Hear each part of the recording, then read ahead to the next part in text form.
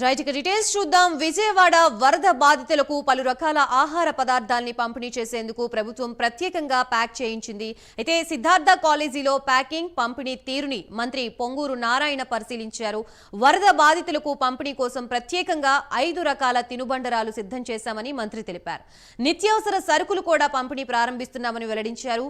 మరో 24 గంటల్లో గండి పూడ్చివేత పూర్తి కావచ్చని, ఆ తర్వాత మరో 24 గంటల్లో పారిశుద్ధ్యం పనులు పూర్తి చేసేలా ముందుకు వెళుతున్నామని ఆయన చెప్పారు.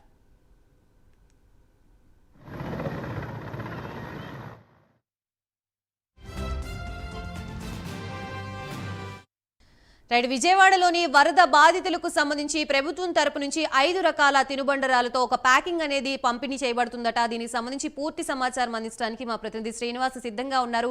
శ్రీనివాస్, అక్కడ ప్రస్తుతం సిచ్యువేషన్ ఏ విధంగా ఉంది? వరద బాధితులకు సంబంధించి ప్రత్యేక పంపిణీ కార్యక్రమం అనేది జరుగుతుందట. దానికి సంబంధించి ఏ తినుబండరాలను వాళ్ళకి సప్లై చేసే పరిస్థితిలో ఉన్నారు? గాయత్రి, బుడమేరు వరద ముంపు నుంచి కూడా ఇప్పటికే కొద్దిగా ప్రజలు తేరుకుంటారని చెప్పొచ్చు. గత 6 రోజులుగా ఏదైతే బుడమేరు వాగు పొంగడంతో అజిత్ సింగ్ కావచ్చు, మధురానగర్ కావచ్చు, అలాగే కండ్రిక కావచ్చు, చిట్టినగర్ కావచ్చు, అలాగే అటు గన్నవరం వరకు కూడా వరద కాలనీలు కూడా నీటిలో చిక్కుకున్నాయని చెప్పుకోవచ్చు. ఇప్పటికి అంటే 6 రోజుల తర్వాత ఇప్పుడిప్పుడే కొద్దిగా బుడమేరు వాగుకు ఒకవైపు దాన్ని పొంగకుండా కూడా ప్రభుత్వం చర్యలు చేపట్టింది. దీంతో ఒకవైపు మరోవైపు చూసుకున్న ముఖ్యమంత్రి చంద్రబాబు నాయుడు ప్రతిరోజు కూడా మంత్రులతో రివ్యూ చేస్తున్నారు. అటువైపుతో పాటు అధికారులతో రివ్యూ చేస్తున్నారు. అలాగే ఎప్పటికప్పుడు కూడా వాళ్ళకు దిశార్థం చేస్తూ వస్తున్నారు. ముఖ్యమంత్రి చంద్రబాబు నాయుడు స్వయంగా కూడా బుడమేరు ప్రాంతంలో కూడా కాలనీల పరిస్థితి ఎలా ఉంది, అక్కడ దుస్థితి ఎలా ఉందని చెప్పేసి ఆయన నేరుగా వెళ్ళి పర్యవేక్షణ చేస్తున్నారు. దీంతో పాటు చూసుకుంటే అక్కడ పెద్ద ఎత్తున కూడా ఇంకా శానిటేషన్ చేయాల్సిన పరిస్థితి అని చెప్పి చాలా మంది కోరుతున్నారు. దానికి అనుగుణంగా కూడా ప్రభుత్వం చర్యలు చేపట్టింది. దాంతోపాటు చూసుకుంటే చాలా మంది కూడా ప్రజల నుంచి ఏం కావాలో, మీకు ఎలాంటి సౌకర్యాలు కావాలని చెప్పి, సహాయం కావాలని చెప్పేసి కూడా ప్రభుత్వం వాళ్ళ ఫీడ్బ్యాక్ తీసుకుంటుంది. ఈ నేపథ్యంలో చాలా మంది కూడా తమకు ఇంకా ఆహార పదార్థాలతో పాటు కొన్ని నిత్యావసర సరుకులు కూడా ఇవ్వాలని చెప్పేసి కూడా వాళ్ళు కోరడం జరిగింది. అయితే ఈ నేపథ్యంలో కూడా చాలా మంది ప్రజల కోరిక మేరకు కూడా ఒక విధంగా అంటే ఒక ఫుడ్ ప్యాకెట్లు రూపొందించి వాళ్ళకి అందివ్వాలని చెప్పి, ఫుడ్ కిట్ రూపొందించి వాళ్ళకి ఇవ్వాలని చెప్పేసి కూడా అధికార యంత్రాంగం చర్యలు చేపట్టి ఇందులో భాగంగా కూడా మనం విజయవాడలోని స్థానికంగా ఉన్న ఏదైతే సిద్ధార్థ కాలేజీ ఉందో సిద్ధార్థ కాలేజీలో పెద్ద ఎత్తున కూడా ఇక్కడ ఆహార పంపిణీకి సంబంధించిన ఏర్పాటు చేశారు. ఉదయం నుంచి కూడా పురపాలక శాఖ మంత్రి నారాయణ ఇక్కడ ప్రత్యక్షంగా ఆయనే ఉదయం నుంచి కూడా ఉండి కూడా ఇక్కడ వాళ్ళకి ఎలాంటి అంటే ఫుడ్ ప్యాకెట్ రూపొందించి అక్కడ ఎలాంటి పంపిణీ చేయాలని చెప్పేసి కూడా ఆయన పర్యవేక్షిస్తున్నారు. ఇక్కడ చూసుకుంటే కొద్దిమంది సచివాలయ ఉద్యోగులు కావచ్చు, స్థానిక ఈ కళాశాల విద్యార్థులు కావచ్చు పెద్ద ఎత్తున ఇక్కడ పాల్గొన్నారు. వాళ్ళంతా ఒక ప్యాకింగ్ చేసే పనులు కూడా నిమగ్నమయ్యారు. ఉదయం నుంచి కూడా దాదాపు 6 లక్షలకు పైగా యాపిల్స్ కావచ్చు, అలాగే 6 లక్షలకు పైగా మ్యాగీ ప్యాకెట్లు కావచ్చు, అలాగే బిస్కెట్ ప్యాకెట్లు కావచ్చు, అలాగే 2 వాటర్ ప్యాకెట్లు కావచ్చు, ఇలా మొత్తం మీద చూసుకుంటే మొత్తం మీద ఈ కిట్ ఒక రూపాయి నుంచి కూడా వాళ్ళకి ఇక్కడ చేస్తున్నారు.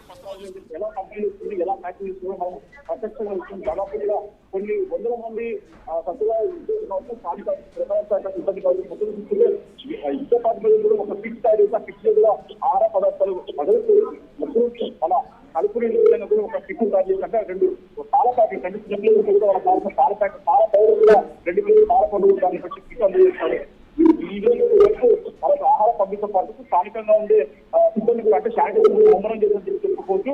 ఇప్పటికే ఇక్కడ ఎక్కడైతే బురద ఉందో ఆ బురదను ఇంట్లో కావచ్చు, వీధిలో కావచ్చు పెద్ద కూడా 5 మంది పంపించారు. 5 మంది వరకు మొత్తం ఎక్కడికక్కడ బురద క్లీన్ చేసేటప్పుడు అలాగే ఏదో ఇళ్ళలో కూడా బురద ఉందా ఆ ఇళ్ళలో బురదలు కూడా క్లీన్ చేసే విధంగా తెలియజేస్తుంది. దాదాపు నిన్న రోజు దాదాపు 5,000 ఇళ్ళలో కూడా అంటే అతి చిన్న ప్రాంతం కూడా దాదాపు 5,000 ఇళ్ళలో కూడా అక్కడ మొత్తం కూడా ఇల్లు క్లీన్ చేసే కార్యక్రమం చేస్తున్నారు. దాంతోపాటు ముఖ్యంగా ఓవైపు శానిటైజర్ అంటే బురదను మొత్తం తొలగిస్తున్నారు. అలాగే అక్కడ అంటురోగాలు కాకుండా కూడా ప్రభుత్వం ప్రత్యేక చర్యలు చేపట్టి అక్కడ శానిటైజేషన్ చర్యలు చేపట్టిందని చెప్పుకోవచ్చు. అదేవిధంగా కూడా మెడికల్ క్యాంపులు కూడా నిర్వహిస్తున్నారు. అంటే రాబోయే రోజుల్లో వాళ్ళకి ఇలాంటి రోగాలు కాకుండా కూడా మెడికల్ క్యాంపుల ద్వారా కూడా ప్రత్యేకంగా చర్యలు చేపట్టారు. దాదాపు ఇప్పుడు ప్రధానంగా ఈ రోజు అంటే ప్రజల కోరిక మేరకు ఏంటంటే వాళ్ళకు తమ ఇంట్లో వరదలు కూడా నిత్యావసరం వస్తుంది, పచ్చి ముద్దయ్యాయి, మొత్తం కూడా మేము కోల్పోయాము కాబట్టి మాకు ఖచ్చితంగా ఆహార పంపిణీ చేయాలని చెప్పి కూడా డిమాండ్ చేస్తున్నారు. ఈ నేపథ్యంలో ముఖ్యమంత్రి చంద్రబాబు నాయుడు అలాగే సివిల్ సప్లై శాఖ మంత్రి నాదెళ్ల మనోహర్ రాజు కూడా నిన్న రోజు ఈ రోజు రివ్యూ చేశారు. ప్రతి కూడా ప్రతి ఒక్క బాధిత కుటుంబానికి కూడా దాదాపు 20 కిలోల వాళ్ళకు ఆహార ద్వారా చెప్పేసి కూడా నిర్ణయించారు. దీంట్లో కిట్ అంటే కిట్స్ లో దాదాపు ఒక 6 టన్నులు అలాగే 2 కిలోల పాల ప్యాకెట్లు, 2 వాటర్ బాటిల్స్, అదేవిధంగా కూడా కొన్ని బిస్కెట్ ప్యాకెట్ కావచ్చు, కొన్ని మ్యాగీ ప్యాకెట్ కావచ్చు, ఈ విధంగా కిట్ రూపొందించి ఈ కిట్ లో ప్రతి ఒక్క బాధిత కుటుంబాన్ని కూడా చేరవేసినా కూడా ఇప్పుడు చూస్తున్నాం మనం. ఇక్కడ కొందరు సచివాలయ ఉద్యోగులు మొత్తం ఈ ప్యాకెట్ రూపొందించి అందించారు. ఈ ప్యాకెట్ ని ప్రతి ఇంటికి ప్రతి కుటుంబ ఫ్యామిలీ కూడా అందించే విధంగా కూడా వాళ్ళు చర్యలు చేపట్టారు. ఇప్పటికీ ట్రాక్టర్ మీద తీసుకుపోయి అజిత్ సింగ్ కావచ్చు ఆ ముందు ప్రాంతాల కాలనీలకు కూడా ఈ ప్యాకెట్ 6 ప్యాకెట్లు అందించే విధంగా కూడా ప్రభుత్వం ఏర్పాటు చేసింది. మొత్తం తీసుకుంటే మనకు ఒకవైపు మరోవైపు ఇప్పుడు ఈ రోజు మధ్యాహ్నం రూపాయలు వారికి ఏదైతే ప్రభుత్వం ఇస్తుందో ప్రభుత్వం చెప్పేది కూడా 20 కిలోల బియ్యంతో పాటు 2 కిలోల కందిపప్పుతో పాటు అలాగే కిలో 1 లీటర్ ఆయిల్ ప్యాకెట్ తో పాటు దాంతో చూసుకుంటే 2 కిలోల ఆలుగడ్డలు 2 కిలోల ఉల్లిగడ్డలు అలాగే సబ్సిడీ రూపంలో కూడా కొన్ని కూరగాయలు అంటే ఏదైతే మార్కెట్ లో ఇప్పటికే నిత్యావసర కొంచెం పెంచి అమ్ముతున్నారు వాటిని కూడా తగ్గించి కొందరు పెంచి అమ్ముతున్నారు. వాటిని కూడా తగ్గించి అంటే ఆకుకూరలు ₹2 ఒకటి అలాగే కూరగాయలు ₹10 ప్రభుత్వం చర్యలు చేపట్టింది.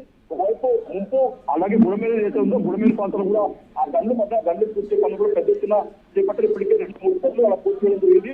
అక్కడ ఇరిగేషన్ శాఖ మంత్రి నిమ్మ రామారాయుడు ప్రత్యక్షంగా ఉంటే అక్కడ మొత్తం పర్యవేక్షిస్తున్నారు. ఇప్పటికే కొన్ని గన్ను పూర్తారు.